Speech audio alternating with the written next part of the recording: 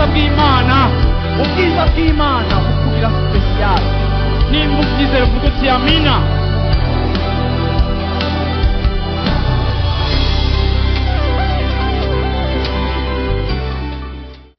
Okay, reka tujye mu ijambo ry'Imana.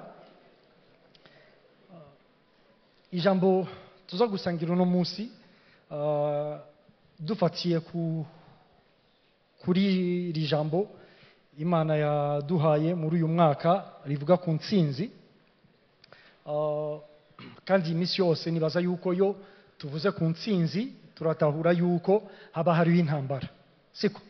Intsinzi ibihari kuko hariho intambara. Okay? Rero ijambo tuza gusangira uno munsi ni ijambo rivuga ku byerekeye kugira ngo utsinde intambara yo hanze bisaba yuko utangura gutsinda intambara iri ndani. Nibaza yuko iki turagitahura neza turabiye n'ukungene ibintu bimeze mu buzima busanzwe, ari icyo bita guerre civile n'indi guerre ntazi yariyo, ariko iyo bavuga civile baba bashaka kuvuga ni ibera indani mu gihugu.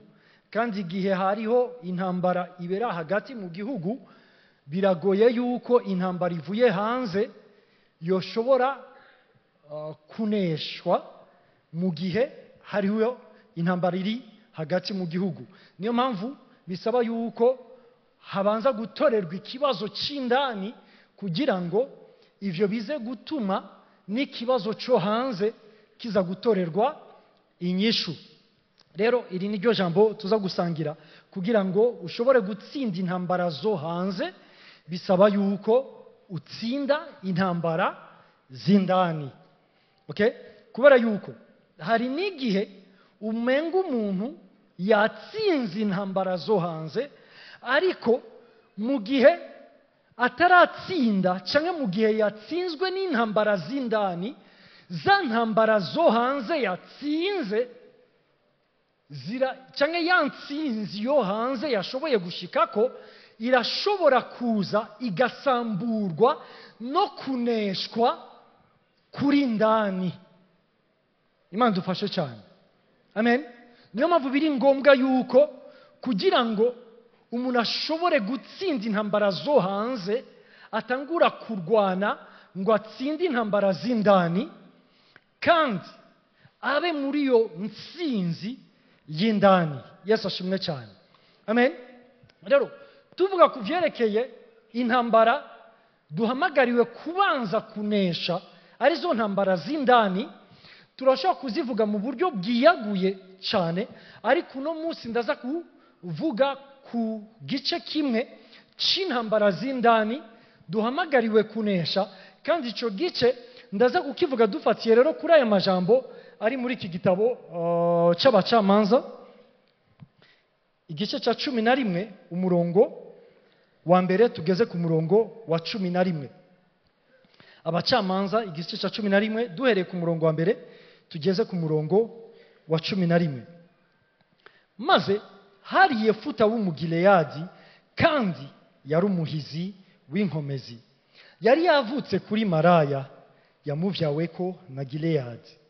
Ariko muka Gileyadi bari baravyaranye abandi bahungu, abo bamaze gukura bari barirukanye Yefuta bati ntaco uteze mu vya data kuko wavutse ku mugore w'icangazi. Maze Yefuta aca ahunga bene se aragenda aba mu gihugu cy'Itobu. Abantu bimbura kimazi bakoranira kuri we bakagenda bambura abantu. Abantu bimbura kimazi bakoranira kuri we bakagenda bambura abantu. Igihe kiragera Abamoni niko gutera Abisirayeli. Maze bateye abakuru b'i Gileyadi baragenda ngo bakure Yefuta mu gihugu cy'Itobu, baramubarira bati nuze ube umugabisha wacu tubone kurwanya Abamoni. Yefuta yishura abakuru b'i Gileyadi ati mbega si mwebwe mwanyanse mukanyirukana mu rugo rwa data, none muhenga mugowe mu kazi yondi. Maze abakuru b'i Gileyadi baramwishura bati, noneho igitumye tuza iyo uri ni ukugira ngo ujyane natwe urwanye Abamoni. Uzoheza ube mukuru wacu, uzoheza ube umukuru wacu, uganze ababa i Gileyadi bose. Yefuta arababaza ati, none nimwansubiza iwacu kurwana n'Abamoni, Uhoraho akampa gutsinda, nzoheza mbe umukuru wanyu koko? Nshaka yuko aka kajambo mukumva ku murongo w'9 mu Kirundi bavuga ngo nzoheza mbe umukuru wanyu koko. Ni ikibazo Yefuta abajije, siko? Ariko nkuko mu Kirundi ari ikibazo, haro n'ayandi ma version, izindi nsobanuro zimwe mu Cyongereza zikoresha ikibazo. Yefuta arabaza ati, ninaza nkajana namwe, mbega vy'ukuri nzoba umukuru wanyu? Ariko muri iyi version y'Igifaransa n'izindi version zimwe zo mu Cyongereza ntibakoresha ikibazo, bakoresha ijambo affirmation. Yefuta ntabwo abajije ikibazo ngo mbega nzoba umukuru wanyu koko, ariko Yefuta arafirma. Yefuta avuze ati, ninaza ko muje mundondera mukansubiza iwacu, nkajana namwe, hanyuma nkabatabara, nzoba umukuru wanyu. Nibaza yuko muvyumva, ni affirmation, nzoba umukuru wanyu. Okay, ndaza kubisubiramo, nashaka yuko mukabona ko kantu. Abo bakuru b'i Gileyadi baramwishura bati, Uhoraho abayicabona hagati yacu yuko tuzoshitsa ivyo uvuze, yuko tuzoshitsa ivyo uvuze. Iyo affirmation yawe tuzoyishitsa. Nuko Yefuta ajana nabo bakuru b'i Gileyadi, abantu bamugira umugabisha wabo n'umukuru wo kubaganza.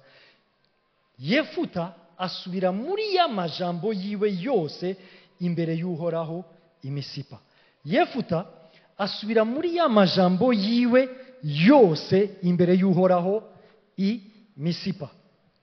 Mbere yuko twinjira muri iri jambo, namaze kuvuga icyo nshaka yuko tuza kwigira hamwe, nuko kugira ngo uneshe intambara zo hanze bisaba yuko ubanza kunesha intambara z'indani.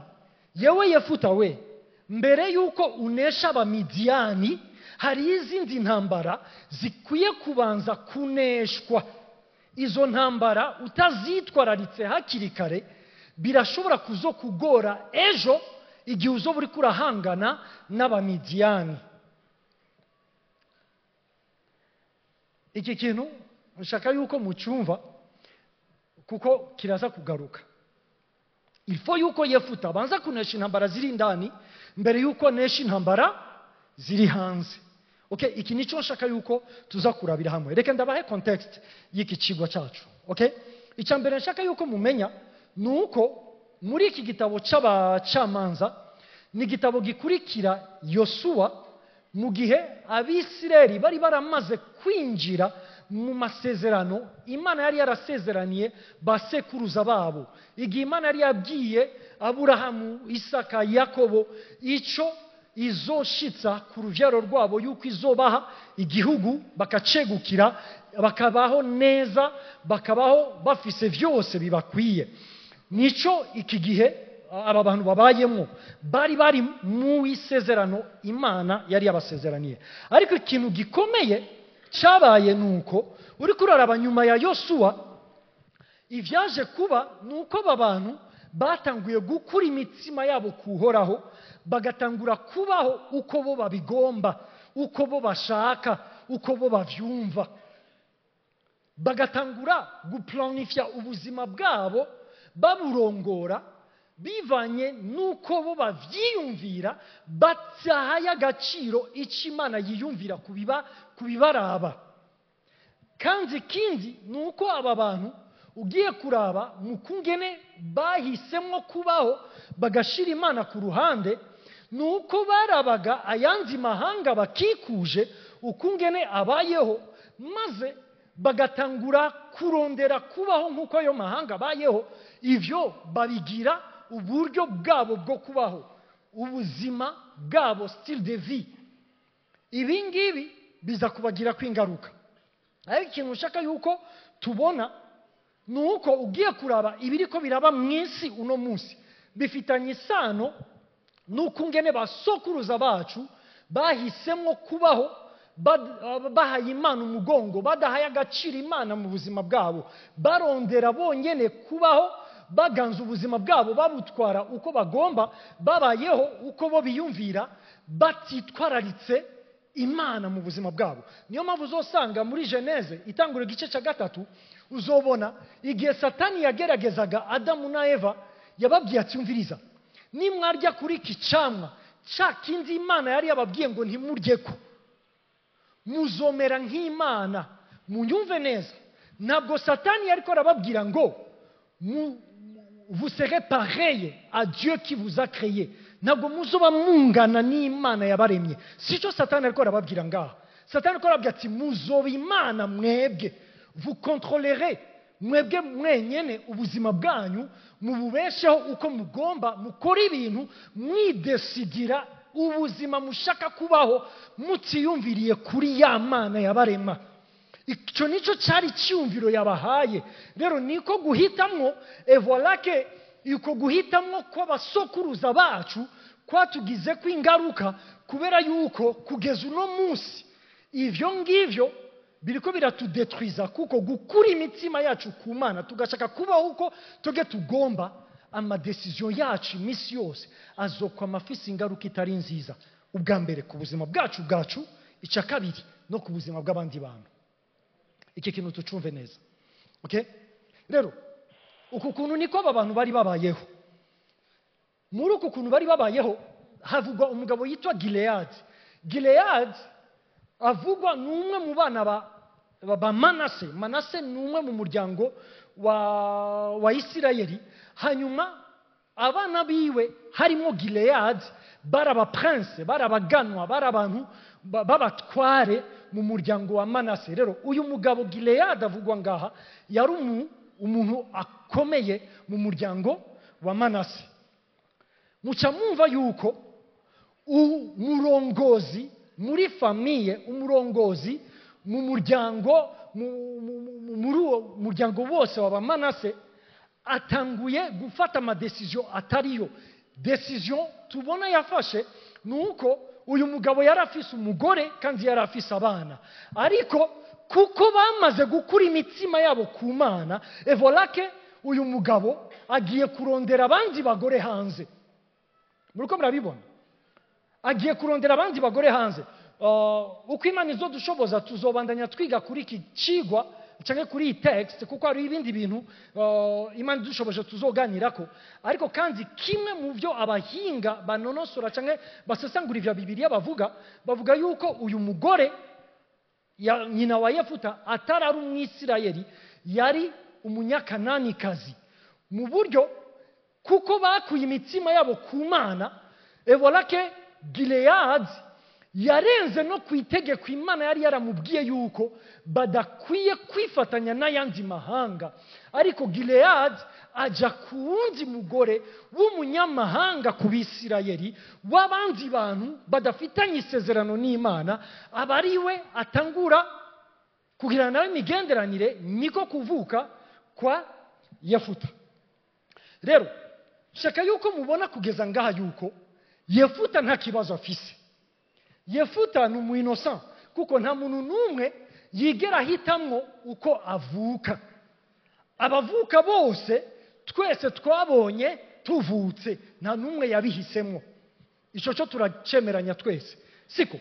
Ariko rero ikibazo, uyu mwana w'umuinnocent yavutse atari we yabihisemwo gutyo, ariko inyifato itariyo yase ikaza kugira ingaruka itari nziza ku muryango, kuko uyu mwana ariko arakura babandi bana bavuka ku mugore ari legale mu muryango baramwirukana, baravuga ngo wowe wavyawe ku mugore w'icyangazi, banamwise maraya. Muriko murabibona?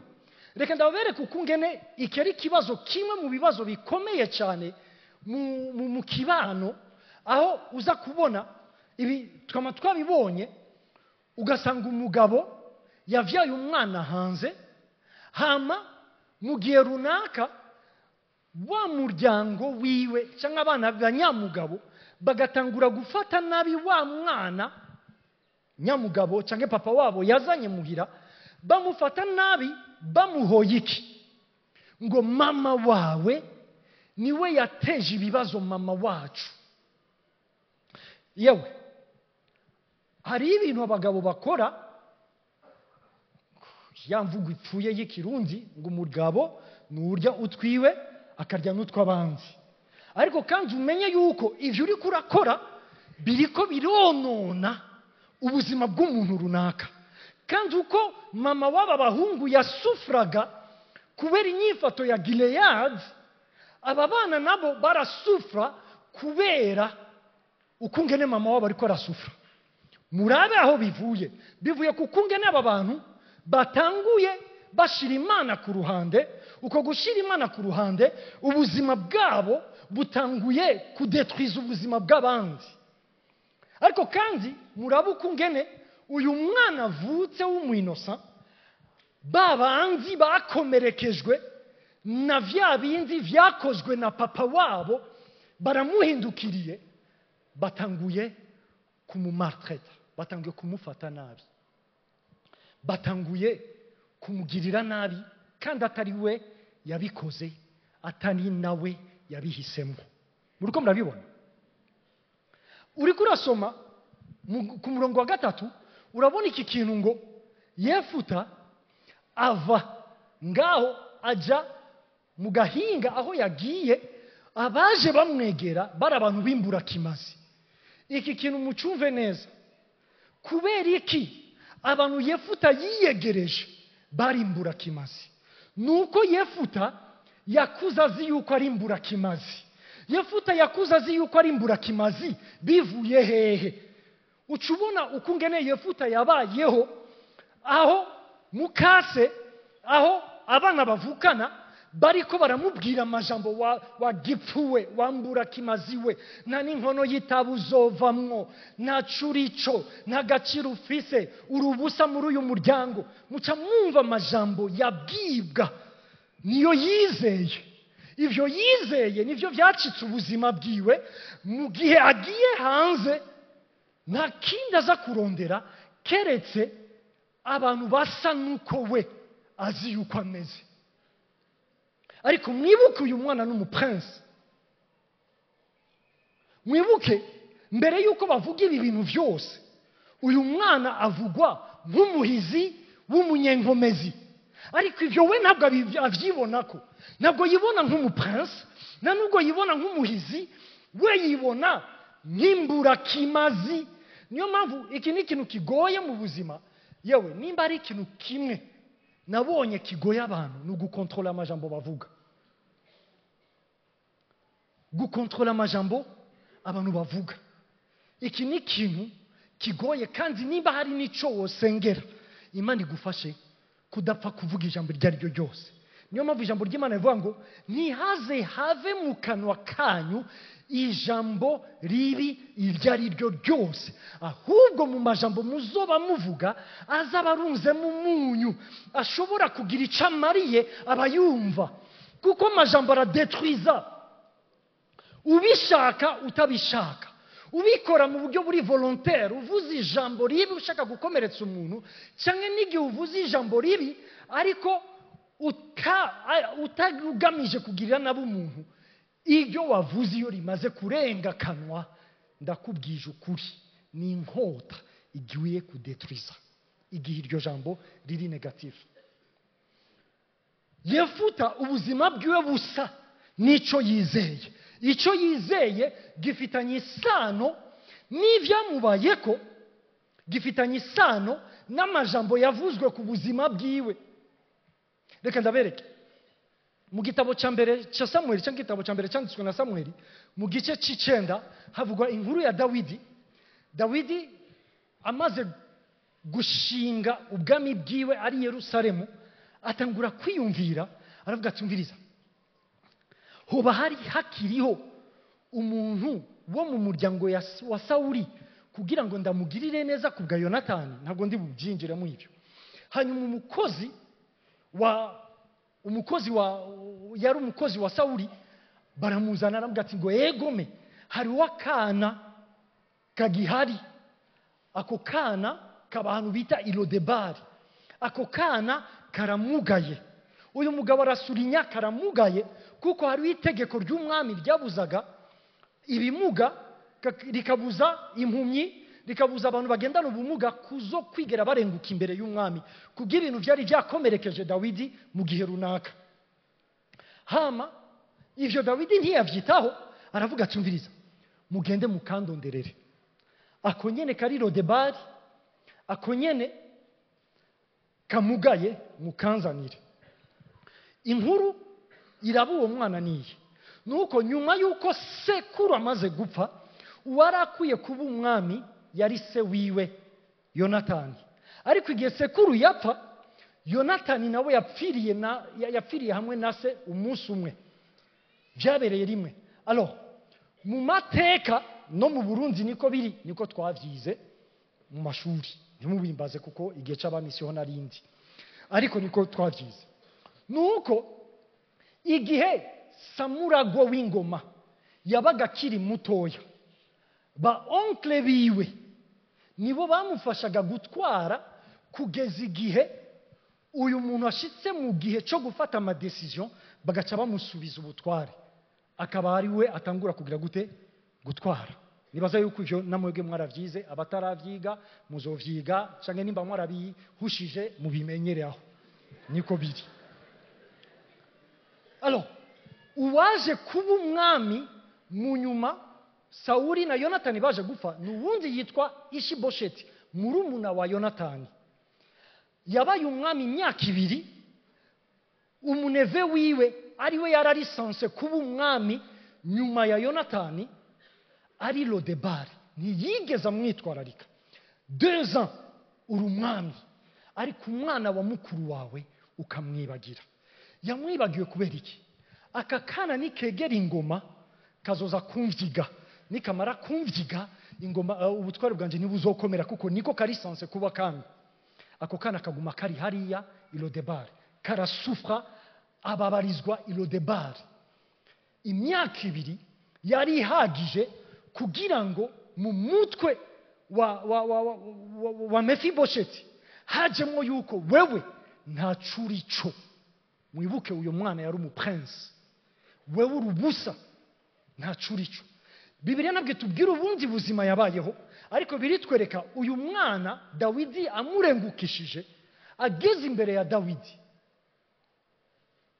amubwira amajambo meza uyu mwana atigeze yumva ari Lodebari atigeze yumva no kuri se wabo amubwira amajambo mazima hama wa mwana shaka yuko mubona iki kintu aca yikubita hasi imbere ya Dawidi afati mwami wanje mbega jewe ninda nindesho nariki imbere yawe ko nari nsanzwe ndimbwa ipfuye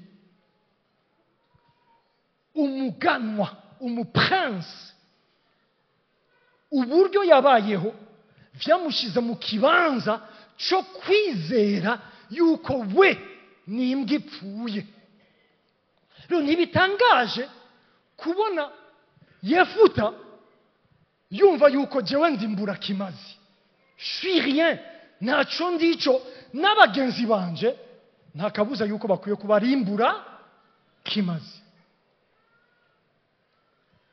iki ni ikintu gikomeye kenshi giteza intambara mu mitima yacu uko twibona uko twizera uko twiyizera ibi rero biva hehe biva mu byatubaye ko muri kahise mu majambo yatuvuzwe ko mu bintu vyagiye biduca imbere tukabibona tukabyumva hanyuma bikagenda biduha igicapo cy'icyo turi cyo, ariko en realite icyo si cyo gicapo cy'ukuri cy'icyo turi cyo, kuko malgré ibyamubaye ko byose uyu muhungu Bibiliya ivuga ngo ni umuhizi w'umunyenkomezi, icya kabiri ni umuganwa, ni umuprince.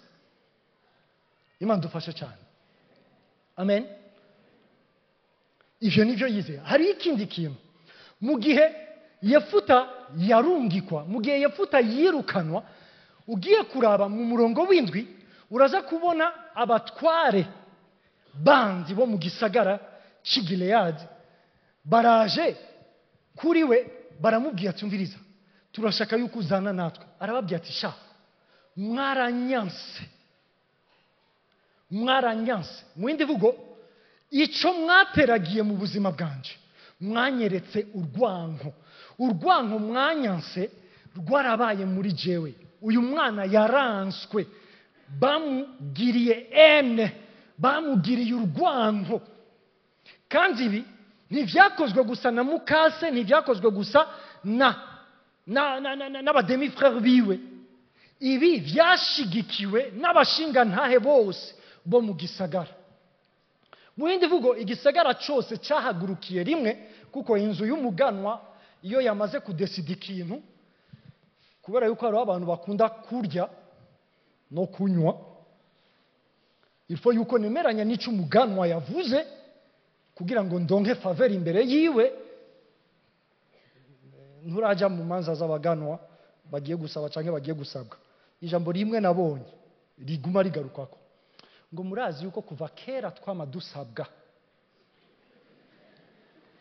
Rero naho umuganwa yoba ari wrong, yihenze mu madecision yafashe, kuko abantu bashaka kumusaba ari benshi, baremeranya nawe. Ivola ko igisagara cyose cyahagurukiye hamwe, n'abashingantahe bo mu gisagara baromora Yefuta, bamwereka urwanko, kuko mu nzu y'umuganwa badesize gushira hanze uwo mwana. Ariko mwibuke, ibi biriko biraba kuri Yefuta nibikomera aba bantu babayemo, byatewe nuko se wabo yari yahaye umwana umugongo. Evola ko ivyo bikomere bibahaye gufata amadecision aza kudetruiza ubuzima bwa Yefuta. Ariko kandi ubwo buzima bwa Yefuta nabwo buriko buraba detruit, kuko yabonye yuko ataca maze, yuko ataca arico, yuko ari imburakimazi, yuko atani inkono y'itabi yovuyemwo. Hanyuma birumvikana yuko Yefuta asohotse hanze kugira ngo abeho, pour survivre. Yefuta nta kindi yari gukora, il faut yuko njya mu barabara ntangure gukubita kaci abantu.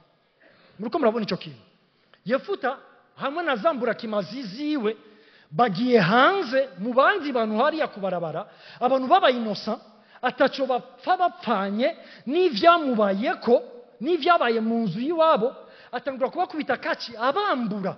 Mu yindi vugo, abandi bantu batangiye gukomereka, bakomeretswa n'inyifato ya Yefuta. Ariko inyifato ya Yefuta ivana n'ivyamubayeko biriko biramudetruiza indani, n'igicapo yiyizi yuko ari umubanzi, ari ubusa, ataca arico. Rero nta kundi kuntu nkwiye kubaho atari kuba nk'umubandi. Muriko murabona iki kintu? Nico gicapo kiri mu buzima bwa Yefuta. Niyo mpamvu nta gitangaje. Ovate hari igihe ucubona abantu ngo nshaka yuko musubira inyuma murabe ya famiye yirukanaga Yefuta. Ngo ntitwababwiye heheraba nikibandi herabi ivyo ariko arakora. Uriya mwana ntiyoshoboye kuba ngahi wacu, yobaye ngahi wacu guta ari kibandi kimeze kuriya kija gukubita amakaca abantu. Yewe ikibazo suko ariko arakubita amakaca abantu, ikibazo ni yihe mpamvu yatumye ashikaho aja gukubita amakaci abantu. Mbega ntaburozi yarozwe ari mugabo mu bumuroze?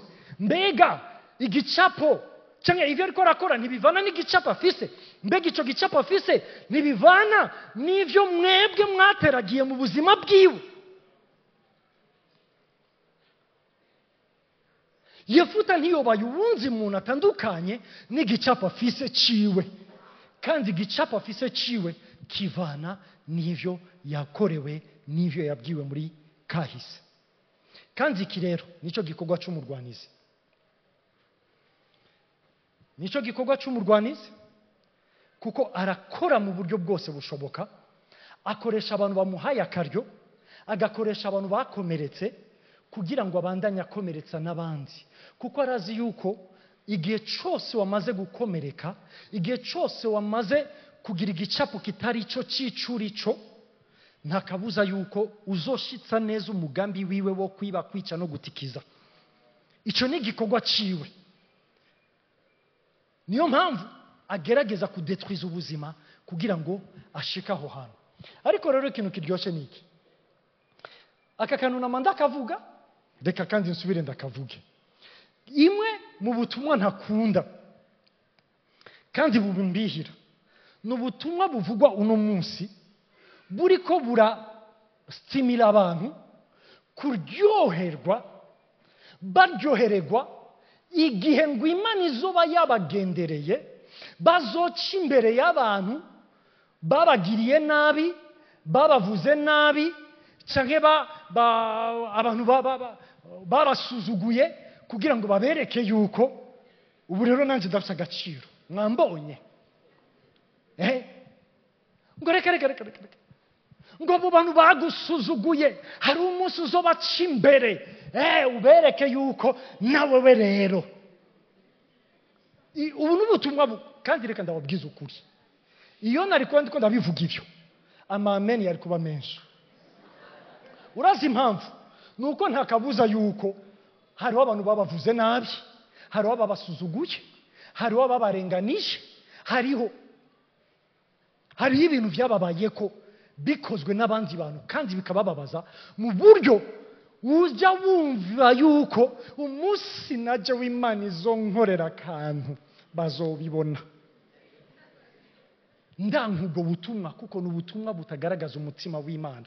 Ndaza kuvuga kubera iki, ariko icyo nshaka yuko mubona niki kandi niko biri, nuko hari igihe Imana ipermeta yuko abantu babandi bakwirengagije mu buzima, babandi bagutaye, babandi baguhemukiye, babandi bakugiriye nabi, rimwe baza kuri wewe.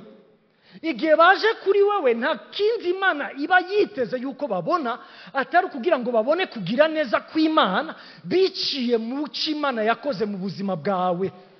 Nico cyifuzo cy'Imana. Kandi reka ndababwiza ukuri, n'ukuri Imana izobagirira neza kuko biri mu mugambi wayo kubagirira neza. Irakabagirira neza yewe n'ababisha banyu babibone, ariko kandi Imana irakabagirira neza mu buryo mutahura yuko iyi neza yabagiriye si iwanyu kugira ngo muce imbere ya babandi mubereka. Imana ibagirire neza kugira ngo babandi babone yuko yewe n'uwatawe, iyi Imana yamutoye irashobora kumugira ukomeye, ikanamugira imfashanyo ku bandi bagowe. Ikindi kintu mukwiye kubona nuko ibibazo Yefuta yahuye navyo, ibibazo Yefuta yaciyemo byaje kumutegura, byaramuprepaye, byaramuteguye kugira ngo mu gihe abamidiyani bazoba baje gutera azahaguruke ashobore guhangana nabo mu buryo buri fizike, mu buryo bw'inkomezi. Iki nibaza yuko mukizi, abafaransa bavuga ngo ce qui ne te tue pas te rend, ikitakwishe kiragukomeza. Muko murabibona rero Imana irashobora gukoresha situation umuntu arimwo n'ubwito biryoshe, ariko Imana ikayimuteguriramo kugira ngo ejo uwo muntu yaciye muri ivyo bibazo, igihe aza guhura n'abandi bariko baraca muri vya bibazo ariko badashobora kugira ico bakoze kugira ngo bavyikuremo, wa wundi yahaciye ashobore kubahagararira kugira ngo agire ico akoze kiza guhindura situation yabo. Iyi ni Imana ikoresha experience zacu mbi ikazikuramwo ivyizigiro ku bandi bantu. ariko ikibazo kenshi gihari ni iki, ni uko muri izo situation usanga umuntu azibamwo ariko afise cya gicapo cy'ibyamubaye ko muri kahise. Igihe ari cya gicapo cyakubaye ko muri kahise, voilà ko aba bantu baje kuri Yefuta bamubwiye ngo turi mu bibazo kandi nta wundi muntu dushaka tubona twotabaza atari wowe. Yefuta atanguye kubacurira. Aha rero ubu ko mutanguye kuhura n'ibibazo, muje mundondera rero.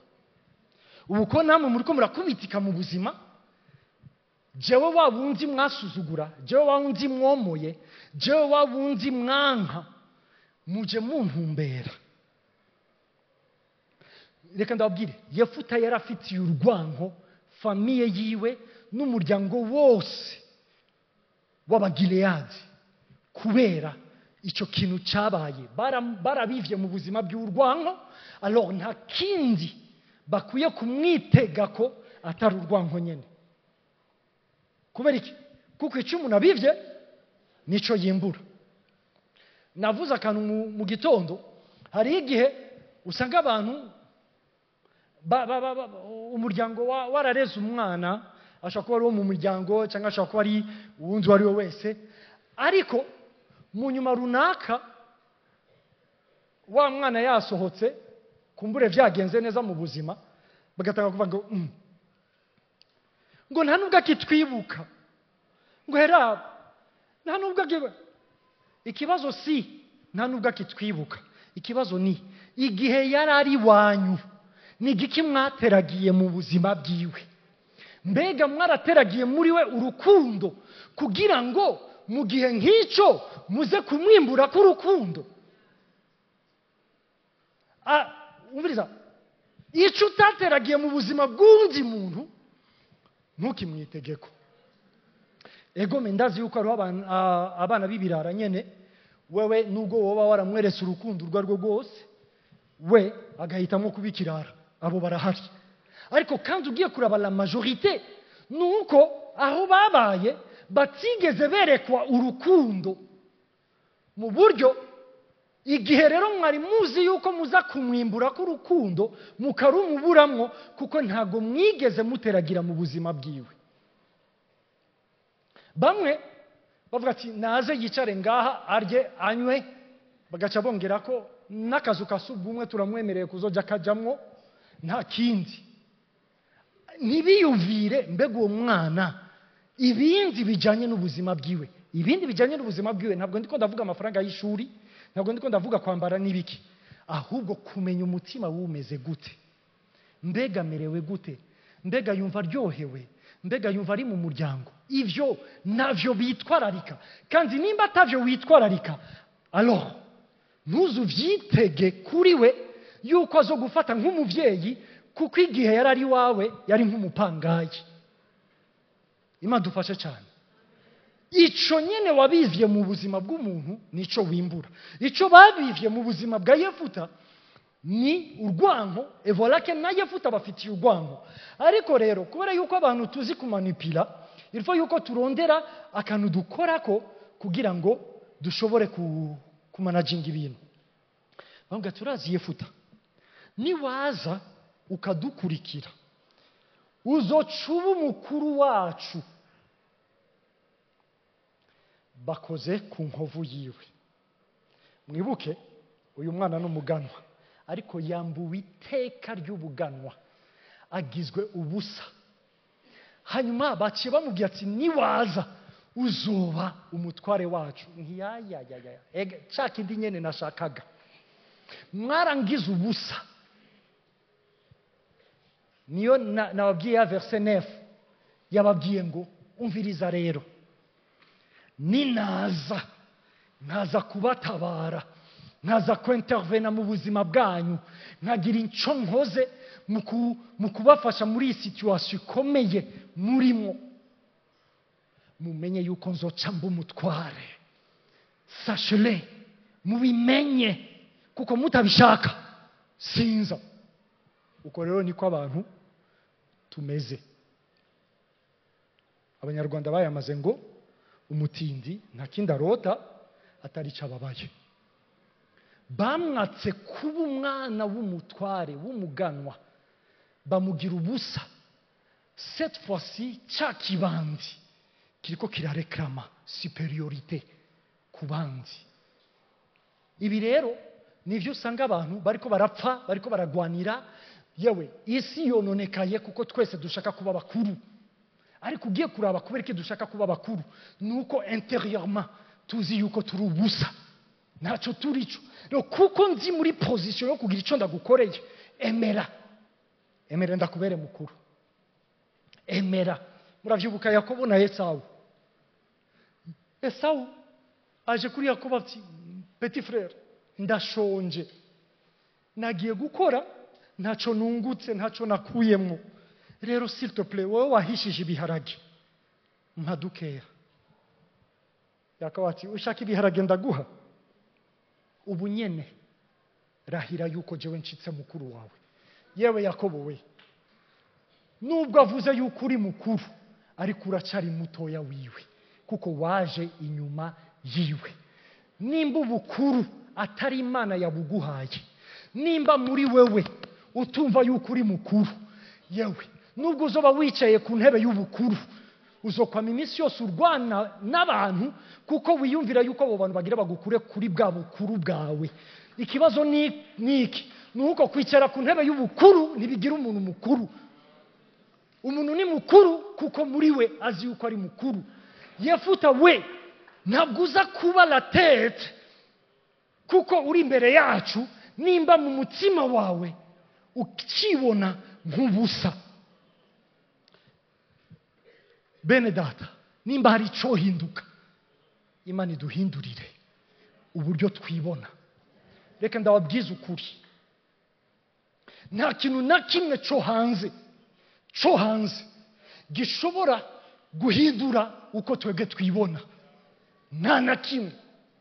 Igicapu ufise hanze, igicapu ufise cyawe ntigishobora guhindurwa nuko wowe wibona indani. Yefuta turakwemereye yuko uzoba mukuru, uzoba wa wundi yitwa yuko ari nomero 1 mu muryango w'Abagileyadi. Ariko ndakurahiye yuko Yefuta utazohazwa n'icyo kintu, kubera yuko igicapu ufise cy'icurico nukuri ubusa, nukuri imbura kimazi. Nta curico mu maso yawe. Rero ushaka kwibaza yuko ivyo niba bishikako biza kugusatisfeza, ariko ntacyo. Yewe ndababwije ukuri, na kimwe cyo hanze coza gusatisfeza ikibazo kiri mu mitima yacu.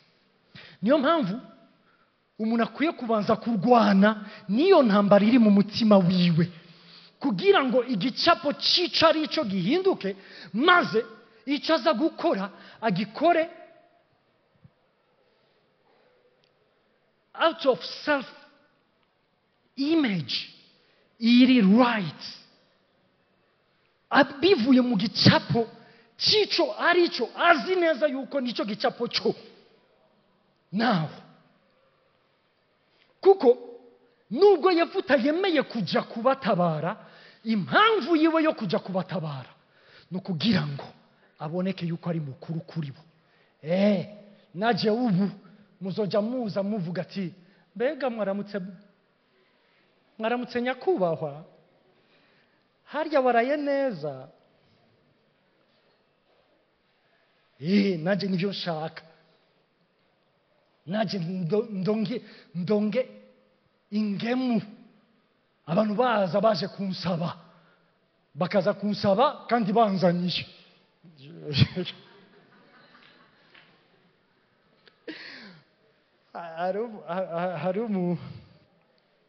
hari umupoete, umusizi w'umunyarwanda wa kera, niwe yanditse poeme, ibyo bita abanyarwanda bita ibisigo. Yandika iyo poeme ayita ngo nacumuye iki mwimanyi. En fait ni poeme bajaga ku mwami, bagiye gusaba umwami, niwe bitaga mwimanyi. Hanyuma batangura kuvuga ati, nacumuye iki mwimanyi, nacumba urugomo w'inkera. Aravuga amajambo yo gutaka umwami. Rero byari ibintu bibiri: swat uzanye inka kugira ngo ugire icyo usaba umwami canke uzanye amajambo aryoshe kugira ngo umwami aguhe. Rero icyo nicyo yumva yuko kiza kumubumba, ariko reka ndababwiza ukuri, ntibibumba. Nta kintu na kimwe dushira kw'imitima ngaha mw'isi gishobora gusatisfeza imitima yacu. Ubwo bufise bw'ubuzima nubwo boguha ivy'isi byose, ubwo buzima, ubwo bwoba ntibuvaho. Ubwo bufise bw'ejo hazoza nubwo boguha byose uno munsi, uzokwa mufise ubwoba bw'ejo hazoza, kuko ikibazo gihari nuko ubwo bwoba budakugwa ko n'ibintu bifatika. Ntibikunda. Rero icyo kibazo kitabaye traité hakiri kare, ivyo bintu urabibamwo, ariko ukabibamwo uri mu ruhagarara, ukabibamwo utaryohererwa ivyo urimwo, kubera yuko ivyo urimwo ntibishobora guhindura ico kiri muri wewe. Imana idutabare. Hari umugabo yanyimpressionnye cyane, Yosefu.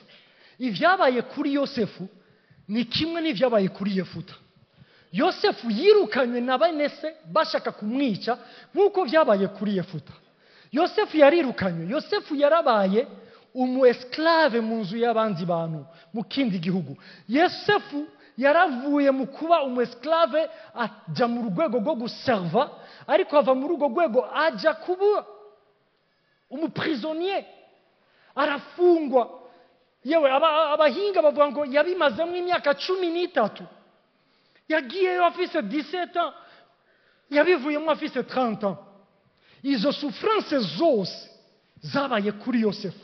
Aho bitandukaniye na Yefuta, uza gusoma ngo Yefuta ariko Yosefu ariko Farawo yarazi neza yuko Uhoraho ari kumwe nawe. Biragoye ahondi, ariko handi Uhoraho turi kumwe. Avuye kwa Potifari, Yosefu agiye muri prison.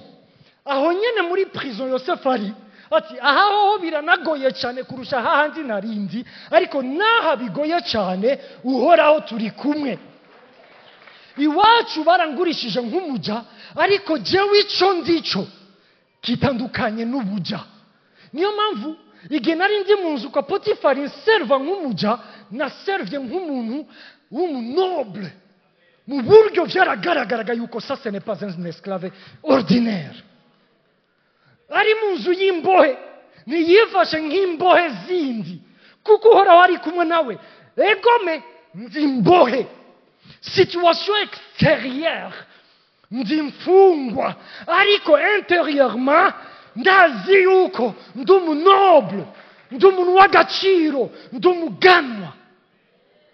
Igicapo yarafise cico arico cyatumaga n'ivyo akora abantu bose bakabiraba, bakavuga ati uyu n'umuntu adasanzwe. Hama d'un coup Yosefu yabaye premier ministre, yabaye ministre wa économie, yabaye ministre wa affaires intérieures extérieures, yabaye je sais pas quoi.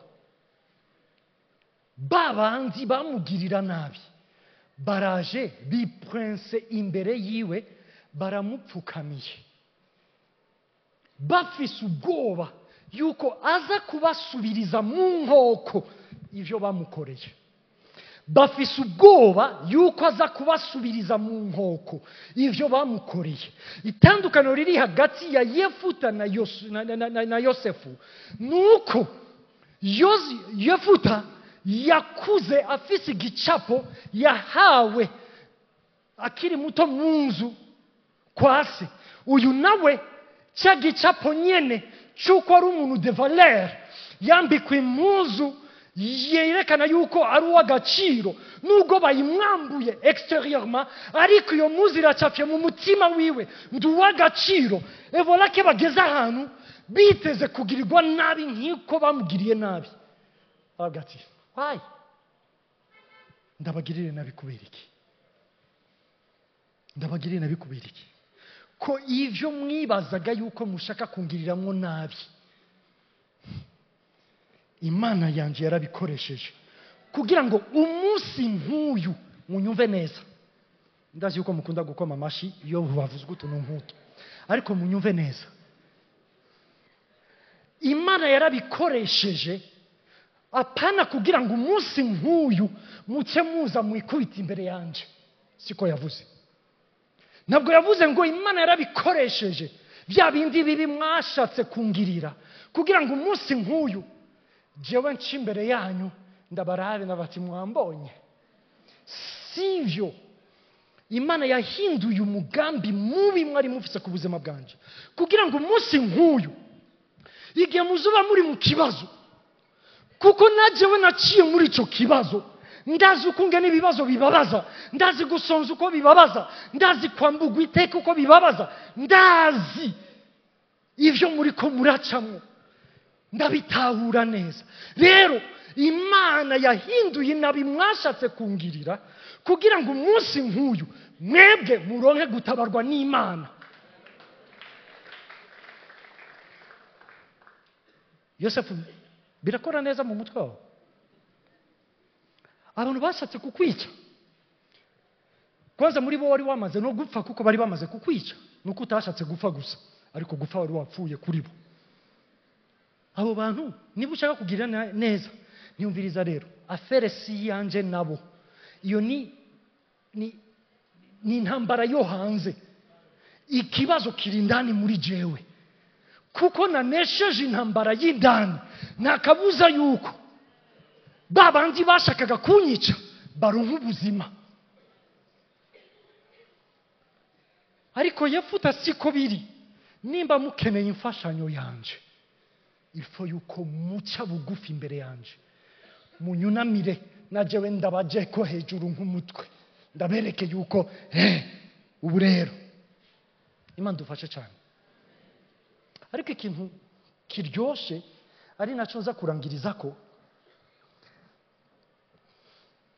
ku murongo wa 10 no wa 11 aba bantu baje ahantu bambwira ati nukuri uhoraho atubera umucamanza, ivyo nyene wavuze bizoba gutyo. Yefuta amaze kumva iryo jambo ntiyagarukiyaho, yaciye agenda mu kibanza bari basanzwe basengeramo, agikubita hasi 11, yikubita hasi imbere y'uhoraho, atangura kuvuga abwira uhoraho vyose bijanye n'ivyabaye. Hano bavuze ngo avuga amajambo yose yavuze ayasubiramo imbere y'Imana, ariko yaje ku Mana. Egome banyemereye yuko nzoba umutware, ariko kandi numva yuko ibi bintu bitazompaza, kuko ndashobora kuba uwo mutware ariko nkazoba ndi umutware wabo, fise ubwoba yuko nitwamara kunesha abamidiyani bazoca bankubita kandi akagere toka kure. Ubu rero nta kibazo c'abamidiyani tugifise, genda. Ati Mana, ikibazo nuko nta sécurité mfise mu mutima. Hanze extérieurement ndi umutware, ndi imbere yabo ndakomeye, ndi umubahwa, ariko indani muri jewe ndacari yambura kimazi. Indani muri jewe nuzuye urwanko, kuko impamvu ndiko ndakora ivyo ndiko ndakora, ndiko ndabikoreshwa n'urwanko kugira ngo ndabereke yuko wa wundi mwasuzuguraga ubu rero ni wabatwaye. Na sécurité, ndagowe meze na azi imbere y'umwami, asuka umutima w'imbere y'umwami. Muri Matayo igice ca 11 umurongo wa 28, iri jambo Yesu yarivuze, arabatumviriza, murarushe, muraremerewe. Ikibazo ntabwo yariko arabwira abantu babuze ivyo barya. Yesu ntabwo yariko arabwira abantu babuze ivyo bambara, nubwo nabo nyene bafeza parti y'abantu Yesu aruhura. Yesu ntabwo yariko arabwira abantu barwaye, nubwo nabo nyene arabakiza akabaruhura. Yesu yariko arabwira ati imitima yanyu irarushe, murafise ivyo vyose ariko murarushe, nta mahoro mufise mu mitima yanyu, nimutekaniwe. ubwanyu murisuzugura, nta gaciro mufise mu maso yanyu. Niyo mpamvu mugerageza kwambelisa hanze, mukahasiga amavuta, mukahambika neza, yewe mukikora neza extérieurement, mushaka guhisha ukungene mumerewe nabi indani. Et voilà que yuko kuntu muriko murifata hanze, ikibazo kiri ndani kizoshikaho kibasambura, kibakureko kagahuzu kagashambara mwiyambikaga. Niyo mpamvu muze kuri jewe ndabaruhure, muze kuri jewe nshobore kurestaura nagure kandi ubuzima bwanyu. Muze kuri jewe ndabakize, ndabaneshereze izo ntambara ziri mu mitima yanyu, kugira ngo cette fois-ci usohotse hanze, nusohoka hanze nk'ushaka kwaparesa mu maso y'abantu, usohoka hanze uri n'icemezo c'icuriki, nk'uko Imana ikwita, nk'uko Imana ikubona, nk'akaranga kawe. Yefuta we, uri umwana w'umuganwa, ariko kandi wakuze uzi yuko uri imburakimazi, wibaza yuko kuba imbere y'abandi ari byo biza kuguha agaciro, ariko ico urico gikwiye kuba igikorwa Imana ikoze mu buzima bwawe, kugira ngo umenye yuko à l'origine uri umuganwa, uri uw'agaciro. Ivyo nubigirwa nuko aba bantu bakwakiriye, nta nubwo bigirwa n'ivyo wamaze gushikako, cyangwa nuko uri imbere yabo, nuko ari ico urico.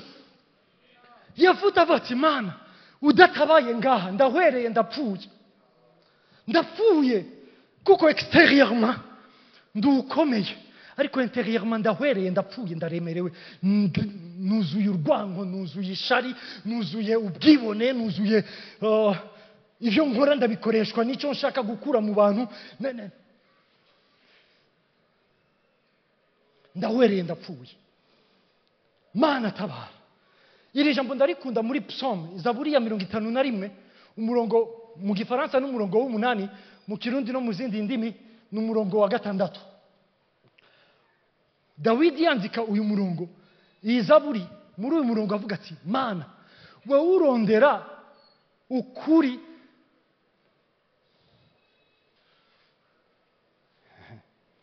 Mana wewe ushaka ukuri kuri bwinda hirya mu mutima.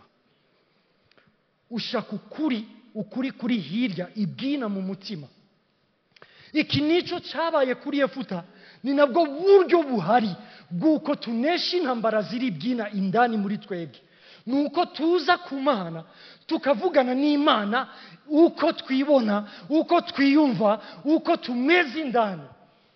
Tukamwikoreza ayo maganya, nk'uko Petero yavuze ati nimumwikoreza amaganya yanyu yose kuko bababaye. Muvuga uko kuri. Yewe hari uko ngene muri monde y'abaporoti, des fois turihenda, ijambo ry'Imana riravuga kweli, turabanesha, uko nukuri. Ariko ikibazo nuko kuvuga ngo ndunesha cyangwa kuririmba ngo ndunesha ntabwo bihindura igicapo mfise kuri jewe cyuko nduneshwa. Niyo mpamvu iyo nje imbere y'Imana ndavuga nti Imana, erega ikibazo sindirimbo ndirimba, ikibazo nuko ngene meze muri jewe, numva nduneshwa. Kandi reka ndababwiza ukuri, ntabwo bisaba kuvuga ngo ndunesha kugira ngo utuci kunesha. Ndababwije ukuri, ndabarahije. Il suffit tout simplement yuko umenya yuko uza ku Mana ukuri. Uko wibona bihindurwa no kubana n'uwo mwami. Uko wibona igicapo c'icufise, yewe niwe yensera mu mitima yacu yuko turabanesha. Ntabwo ari indirimbo turirimba. Ndababwiza ukuri, nta nubwo ari ubu butumwa tuvuga biza gutuma mwumva yuko murabanesha. Ariko uyu mutima wawe umwegereye, ntakubeshe, aragukominika ico kintu mu mutima wawe. Ukuneshwa kugasimburwa no kunesha.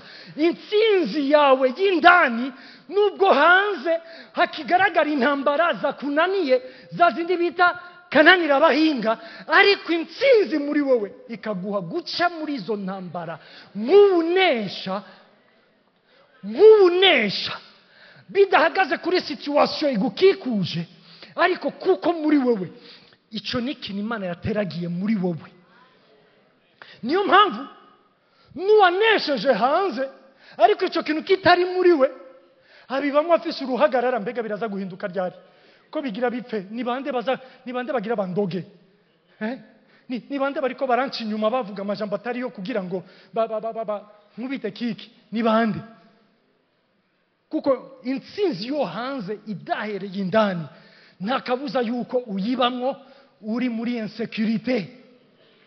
Uyu mugabo yari yabishitseko, ariko amenya yuko ikibazo ngiye gutahura yuko atari ibintu byo hanze, ikibazo kiri mu mutima wanje. Niyo mpamvu yaje yikubita imbere y'Imana avuga ati, Mana we, ivyanje nuko. Imana idushoboje tuzokwiga yindi parti, ariko reka ndababwije yuko, ndababwiza ukuri, impinduka yaje mu buzima bw'uyu muntu iratandukanye cyane n'ubuzima yari arimo. Mbere yashakaga kuja kubatabara kugira ngo abe umukuru, ariko ugiye kuraba nyuma y'ibi ukungene Yefuta yagiye guhagararira bene wabo atakibarondera b'ubukuru, ariko azi yuko aba bantu barakeneye gutabarwa n'Imana biciye muri jewe. Ndasenga ngo Imana izana intsinzi mu indani mu mitima y'abana bayo ngaha hantu, kugira ngo biduhe kubona intsinzi iri hanze. Turashaka guhaguruka dusenge.